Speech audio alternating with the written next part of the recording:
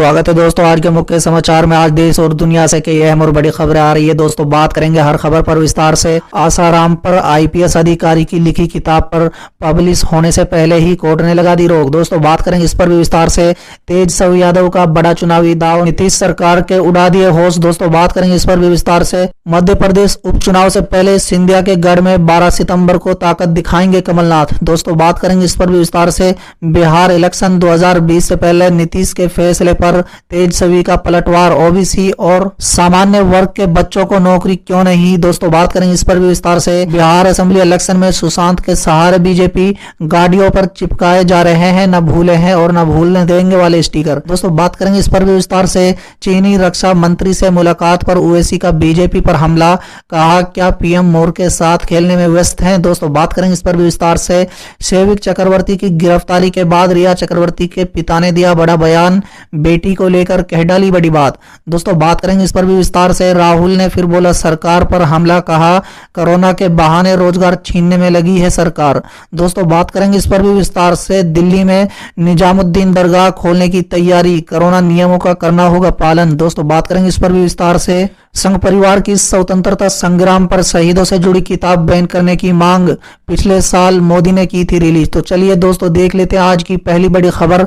आसाराम पर आईपीएस अधिकारी की लिखी किताब पब्लिश होने से पहले ही कोर्ट ने लगा दी रोक। जी हां दोस्तों, बता दें कि दिल्ली के एक कोर्ट ने रेप के दोषी आसाराम पर आधारित एक किताब को प्रकाशन पर रोक लगा दी है। दोस्तों मामले की अगली सुनवाई 30 सितंबर को होगी। इस किताब का नाम gunning for the god man, the truth story behind Asaram Babu's conviction. दोस्तों बता दें इस किताब को आईपीएस अधिकारी अजय लांबा ने लेखक संजीव माथुर के साथ मिलकर लिखा है। चलिए अगली खबर। तेजस्वी यादव का बड़ा चुनावी दाव, नीतीश सरकार के उड़े होश। जी हां दोस्तों, बता दें बिहार के पूर्व मुख्यमंत्री और विधानसभा में विपक्ष के नेता तेजस्वी यादव ने शनिवार को चुनाव से पहले बेरोजगारों को रुझाने की कोशिश की है। उन्होंने घोषणा करते हुए कहा है कि अगर सरकार बनी तो मेगा ड्राइव चलाकर सभी बेरोजगारों को नौकरी दी जाएगी। दोस्तों तेजस्वी ने बेरोजगारों के पंजीकरण के लिए बेरोजगारी हटाओ नाम से एक वेबसाइट और एक टोल फ्री नंबर भी जारी कर दिया है। दोस्तों राजनेता ने पटना में एक संवाददाता सम्मेलन को संबोधित करते हुए आरोप लगाया कि पिछले 15 वर्षों में नीतीश कुमार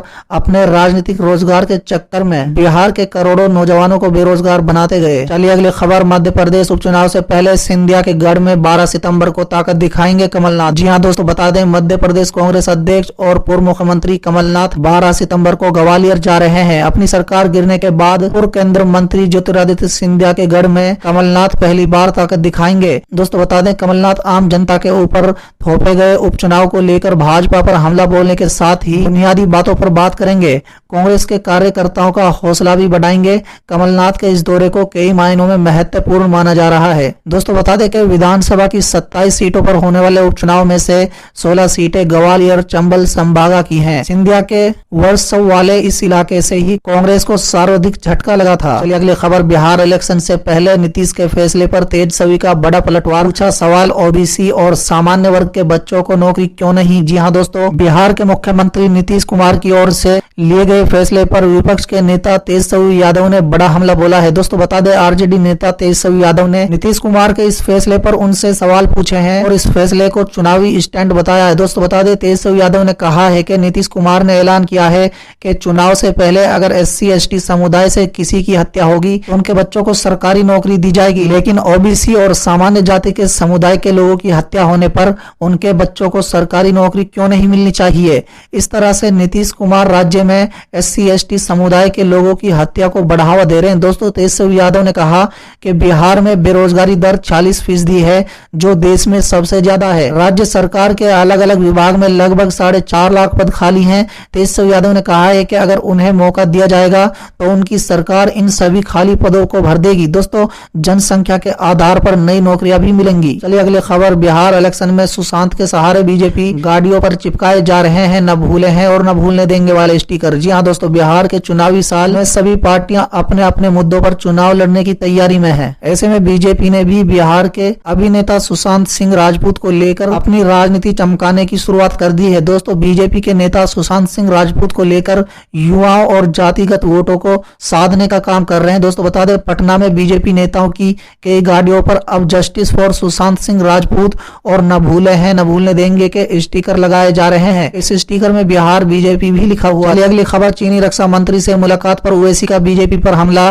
कहा क्या पीएम मोर के साथ खेलने में व्यस्त हैं। जी हां दोस्तों, बता दें चीन के साथ लद्दाख में पिछले करीब 4 महीनों से चली आ रही तनातनी के बीच असदुद्दीन ओवैसी ने आज मोदी सरकार पर निशाना साधा है। उन्होंने ट्वीट किया कि मॉस्को में द्विपक्षीय बातचीत के बाद चीनी रक्षा मंत्री के बयान के 8 घंटे के बाद भी हमारी सरकार की तरफ से कोई बयान अभी तक नहीं आया है। क्या पीएम मोर के साथ खेलने में व्यस्त हैं। दोस्तों बता दें इससे पहले लोकसभा सांसद असदुद्दीन ओवैसी ने मीटिंग से पहले सवाल पूछे थे, राजनाथ सिंह क्या आप चीनी रक्षा मंत्री से बिना शर्त भारत के हिस्से का 1000 स्क्वायर किलोमीटर जमीन खाली करने को कहेंगे। चलिए अगली खबर, शैविक चक्रवर्ती की गिरफ्तारी के बाद रिया चक्रवर्ती के पिता ने दिया बड़ा बयान, बेटी को लेकर कह डाली बड़ी बात। जी हां दोस्तों, बता दें इंडिया टुडे की नई रिपोर्ट के मुताबिक रिया चक्रवर्ती के पिता इंद्रजीत चक्रवर्ती ने एक स्टेटमेंट जारी किया है जिसमें उन्होंने कहा है कि अगली गिरफ्तारी मेरे बेटे की होगी। दोस्तों इंद्रजीत चक्रवर्ती ने लिखा है कि मुबारक हो भारत, आपने मेरे बेटे को गिरफ्तार कर लिया और मुझे उम्मीद है अगली मेरी बेटी होगी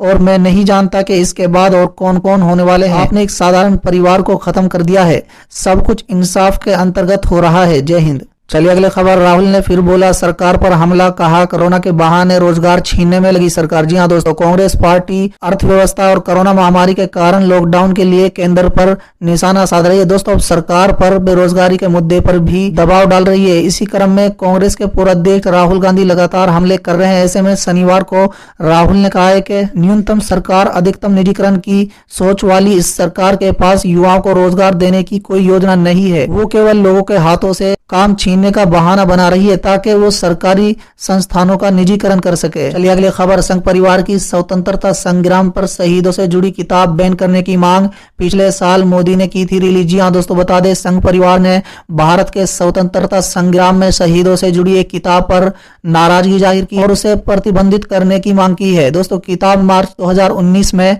खुद प्रधानमंत्री नरेंद्र मोदी ने जारी की थी और इसे संस्कृत मंत्रालय व India council of historical research ने संयुक्त रूप से प्रकाशित किया है।